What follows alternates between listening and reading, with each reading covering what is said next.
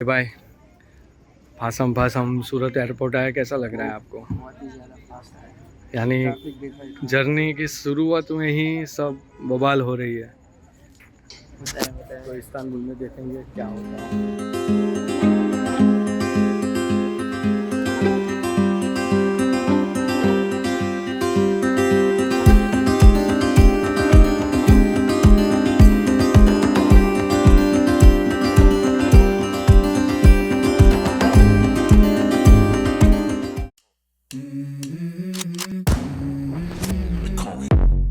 I wake up to a little bit of drool on my pillow, feel like it's gonna be a bad day. Hello guys, तो आपका मेरे channel पे स्वागत है जिसका नाम है यात्री डायरेक्टर। और आपको शायद शॉक लग रहा होगा कि ना कुछ स्टार्टिंग के से ना कुछ, और सीधा एयरपोर्ट। एंड मैं एयरपोर्ट पे बैठा हूँ, बेसिकली दिल्ली एयरपोर्ट पे बैठा हूँ कल रात से। अभी टाइम हो रखा है मॉर्निंग के 6 बजे और मैं जा रहा हूँ इस्तांबुल टर्की। आगे जो वीडियो थी वो भी शायद आप लोगों ने देखी होगी सूरत की, और यहाँ की थोड़ी बहुत मैंने यहाँ एयरपोर्ट की वीडियो मैं शूट करना चाहता था लेकिन नहीं कर पाया। रीज़न ये था, बहुत भीड़ थी।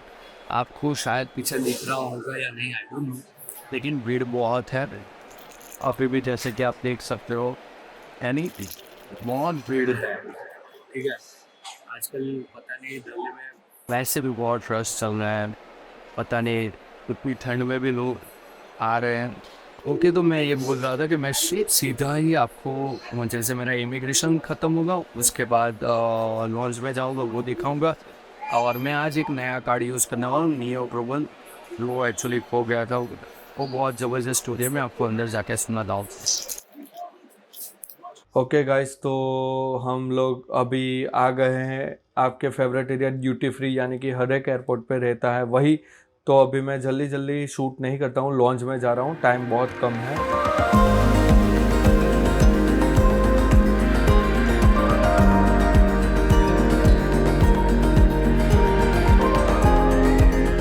तो गाइस, अभी मेरे सबकी फेवरेट जगह जो रोज बोलते हैं लॉन्च, कैसे एक्सेस करते हैं, मेरे पास वो एक नया कप है, उस समय करने वाला हूँ। तो चलिए देखते हैं कैसे क्या प्रोसेस लगता है उसमें।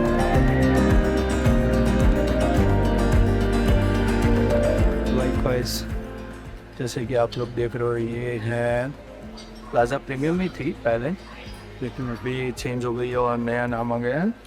और यहाँ का फूड तो आप देख रहे हो, इस आपके सामने। और मैं भी थोड़े टाइम के बाद खाने वाला हूँ ये। गाइस, बहुत लोगों का सवाल रहता है कि लॉन्च में हम लोग कैसे एक्सेस करें, बहुत महंगा रहता है। यानी ये लॉन्च की प्राइस भी ना 3,000 से ऊपर है। तो बट ऑब्वियस है, कोई भी सोचेगा कि कैसे हम 2 रुपये में, यानी जो मेरा अभी हुआ है वो 2 रुपये में हुआ है। तो बट ऑब्वियस है, आप भी सोचोगे कि कैसे। तो कोई भी यहाँ डेबिट कार्ड चलते हैं, जैसे कि मेरा अभी एक्चुअली नियो का यूज़ करना था। मुझे नियो ग्लोबल जो बहुत बोलता है कि भाई हम लॉन्च फ्री देते हैं, ये वो नहीं चला, पेमेंट डिक्लाइन हुआ। उसके बाद मेरा एक्सिस का डेबिट कार्ड चला है, वीज़ा, ठीक है। तो आप वो यूज़ कर सकते हो, या तो मास्टर कार्ड है, बैंक ऑफ बड़ौदा, जो भी आपके पास है, एक बार मेक श्योर कर लो। और अभी हाल के टाइम पे, यानी जो मेरा कार्ड था उसमें से 2 रुपये कट हुए। मैं आपको ऐसा है तो दिखा भी देता हूँ।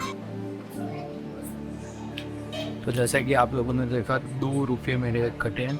तो ओनली इन 2 रुपीज़ हम, मैंने जो खाया है, यानी आपने देखा, अनलिमिटेड रहता है, फिर चार्जिंग वगैरह रहता है, एक अच्छी सी चेयर भी रहती है, आप देख रहे हो चेयर भी, यानी 10,000 बेनिफिट्स। ओके, तो मेरे हिसाब से तो आप लोग अप्लाई कीजिए कार्ड, और नहीं है तो अपने बैंक से कांटेक्ट कीजिए। तो मेरे हिसाब से ये करना चाहिए, मस्ट विजिट। यानी ये वीडियो में बस इतना ही दिखाना चाहता हूँ कि भाई मैं दिल्ली एयरपोर्ट से आया। और हाँ, मेन चीज़, एक कहानी तो मैं आपको बताना ही भूल गया था।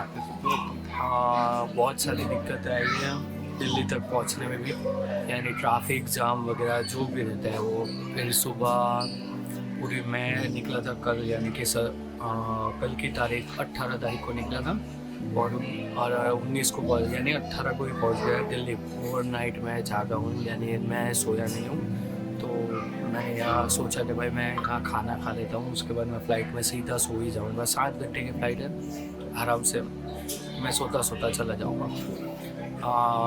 उसके बाद मैंने सुबह जैसे ही दिल्ली में एक तो मेन चीज़ बहुत रश रहता है, यानी अभी गवर्नमेंट भी क्या करे वो मेरे को नहीं समझ में आता, लेकिन काफ़ी सारे लोग ऐसे बोल रहे थे कि भाई ये है वो है, इतना क्यों हम पैसा देते हैं यार, वो लोग भी काम करते हैं, सब लोग करते हैं, ठीक है। हाँ, स्टार्टिंग में मेरे को भी गुस्सा आया था थोड़ा कि भाई इतना थोड़ी ना रश रहता है। मैंने यहाँ तक सोच लिया कि नेक्स्ट टाइम से मैं मोस्टली मुंबई से ही जाऊँगा, क्योंकि वहाँ इतनी भीड़ नहीं रहती। इंडिया का सबसे बिजीएस्ट एयरपोर्ट ये है, तो बट ऑब्वियस है यहाँ लाइन्स रहेगी। सुबह 10 डिग्री टेम्परेचर था, तब भी लोग बाहर खड़े हैं, यानी आप समझ सकते हो क्या कैसे मेरे को कुछ ख्याल ही नहीं आ रहा। सुबह इतनी जल्दी मैं जैसे ही बाहर निकला, एक तो पूरी नाइट सोया नहीं, ऊपर से मैंने गर्म नो डाउट स्वेटर था मेरे पास, लेकिन जैसे ही मैं बाहर निकला पूरे ऐसे शरीर में ठंडी चढ़ गई और चलता रहा। फिर जैसे ही मैं ऊपर पहुंचा, थोड़ी देर बैठा, उसके बाद मैंने सब कुछ चेक किया कि कितने बजे का है ये वो है। और जैसे जैसे टाइम नज़दीक आता है ना, तो वो टाइम जाता ही नहीं है, ये मैंने देख लिया। और होपफुली चेक इन कर दिया था, बोर्डिंग पास ले लिया। उसके बाद इमिग्रेशन आपके अभी के टाइम पे थोड़ा टफ था, नो डाउट। मुझे सवाल नहीं मुझे लगे, मेरे साथ एक जो था बंदा उससे ऐसा हो गया, Q&A हुआ, मे बी वो शायद रिपोर्ट हुआ है, आई डोंट नो क्या रीज़न थे, बट हुआ है।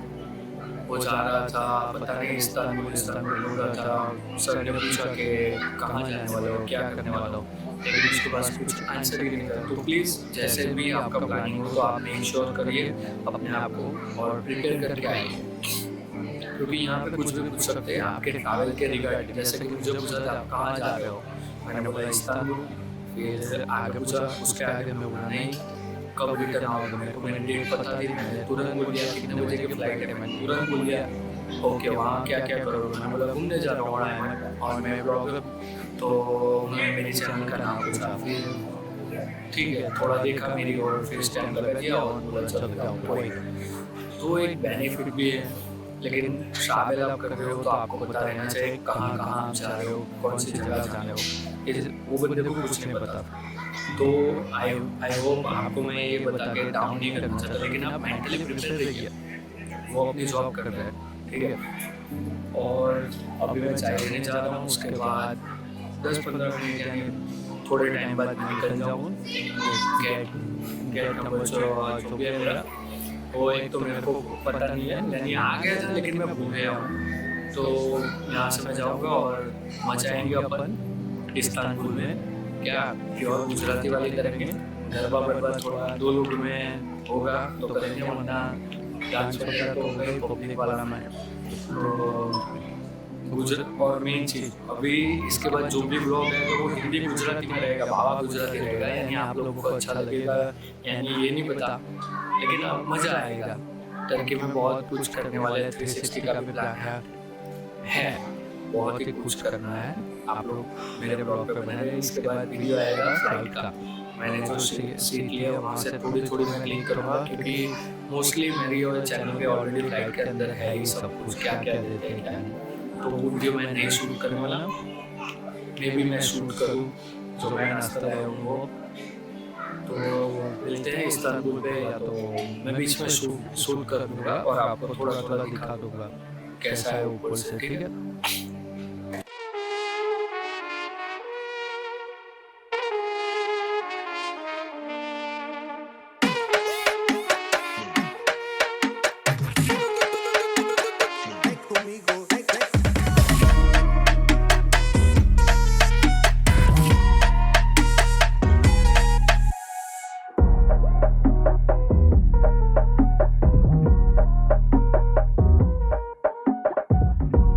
और यहाँ पे पार्ट भाई आते हुए ये हमने बगेज भी क्लेम कर लिया है उनका, ये सलाम ठोकते हुए पार्ट भाई आता हुआ जिरिक चलते चलते।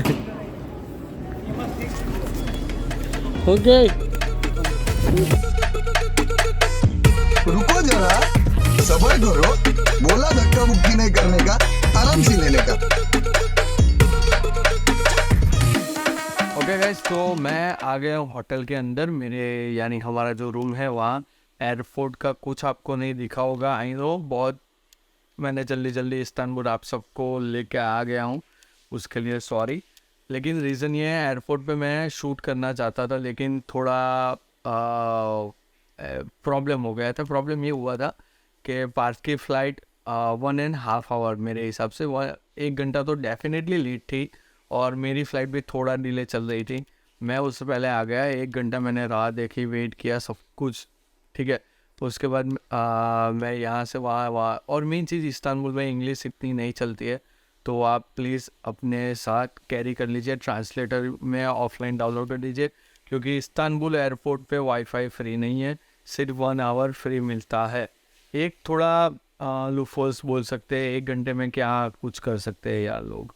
इट्स बेटर थोड़ा ज़्यादा देना चाहिए उनको, जैसे कि आज मेरे साथ हुआ। अभी मैंने मुझे लगा पार्थ अभी आ जाएगा, क्योंकि मैंने फ़्लाइट ट्रैकर जो वेबसाइट है उसमें जाके ट्रैक किया, वो दिखा रहा था 9 मिनट में लैंड कर रहा है। तो आई थॉट ठीक है चलो भाई 10-15 मिनट में आ जाएगा या आधा घंटे में आ जाएगा।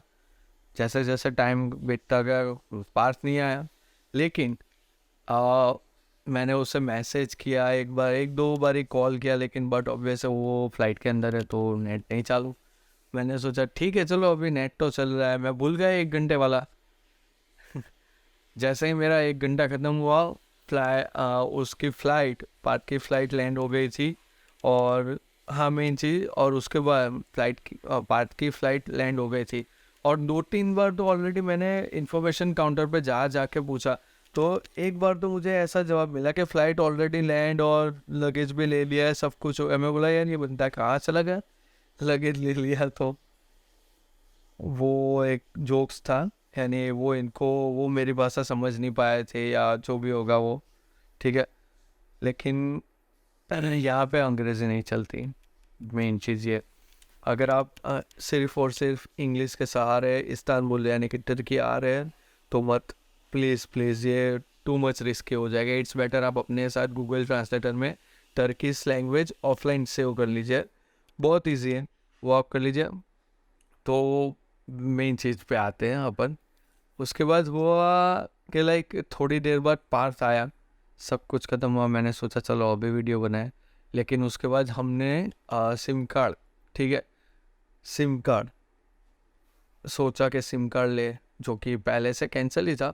लेकिन जैसे ही हम जो बताई गई जगह पे हमने एक नई चीज़ बुक कराई थी, 4.5G करके टर्कसेल का पॉकेट वाईफाई राउटर है, यानी इतना छोटा जो हमारे डोंगल बोलते हैं वो, उस हिसाब से हमने बुक कराया था। पेमेंट ऑलरेडी हो गई थी, अभी करे तो करे क्या, वो बंदा मिल नहीं रहा। जैसे तैसे करके इसने अपने मोबाइल पे वाईफाई चालू किया, हम कनेक्ट हुआ, फ़ोन किया, दैट्स इट। वो बंदा वही बैठा था। वहाँ से निकले नीचे गए तो यार ठंडी, बहुत कातिल ठंडी है यहाँ की ठीक है। तो बस स्टेशन तक गए, हम पहले बस में आने वाले थे, बस स्टेशन तक गए, लेकिन बस में आने की हिम्मत नहीं थी क्योंकि वो लोग बहुत वेट करवा रहे थे। इसलिए हमने सोचा ऊपर चले जाए, ऊपर टैक्सी बुक कर लेते।